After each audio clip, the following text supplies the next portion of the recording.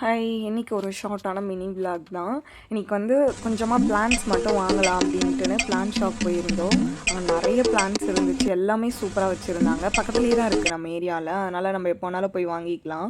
ரொம்ப நாளாக ஆனால் போகணுன்னு இருந்து போயிட்டு வரவே இல்லை. அப்படியே வேலை கரெக்டாக இருந்துச்சு. இப்போ கொஞ்சம் அந்த பாட்லாம் வந்து எக்ஸ்ட்ராவாக மணல் அதிகமாக இருந்ததுனால வீட்டில் இருந்து எடுத்துகிட்டு வந்த செடி மட்டும் கொஞ்சம் கொஞ்சம் வச்சுருந்தேன். இந்த ஸ்பைடர் பிளான்ட் இதெல்லாம் அது கூடவே வந்து செலக்டடாக கொஞ்சம் பிளான்ட்ஸ்லாம் வைக்கலாம் அப்படின்னு தேடிட்டு இருந்தோம். அப்போ கொஞ்சம் கொஞ்சம் பிளான்ஸ் மட்டும் டிஃப்ரெண்ட்டாக இருந்தது. அந்த வீடியோவில் காமிச்சிருங்க பார்த்தீங்களா, அந்த ஃப்ளவர்லாம் செம்மையாக இருந்துச்சு பார்க்க.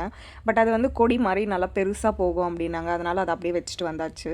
நம்ம ரெண்டல் ஹவுஸில் இருக்கோம் அப்படின்றதுனால நம்ம அதெல்லாம் எடுத்துகிட்டு வந்து வச்சு மெயின்டைன் பண்ணுறது வேலைக்காகாதுன்னு.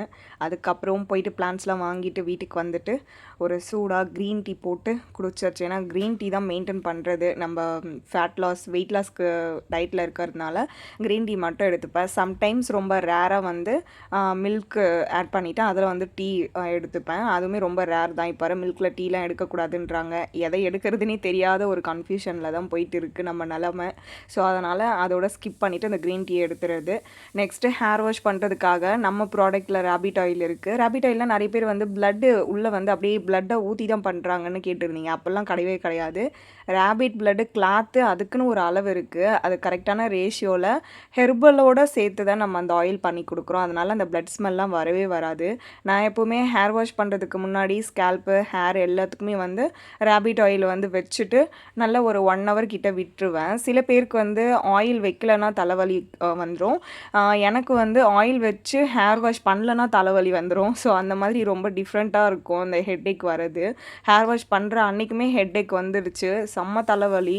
ஸோ ஆயில் வச்சு குளித்ததுக்கப்புறமா நல்லா வந்து பாடியில் இருக்க ஹீட்டெல்லாம் வெளியில் வரது நல்லாவே வந்து தெரிஞ்சுது. கண்ணுலாம் எரிச்சலாக இருந்தது. அந்த அளவுக்கு நல்லா எஃபெக்டிவாக இருக்கும் நம்ம ஹேர் க்ரோத் ஆயில். ஹேர் ஃபாலும் நல்லா கண்ட்ரோல் பண்ணும்.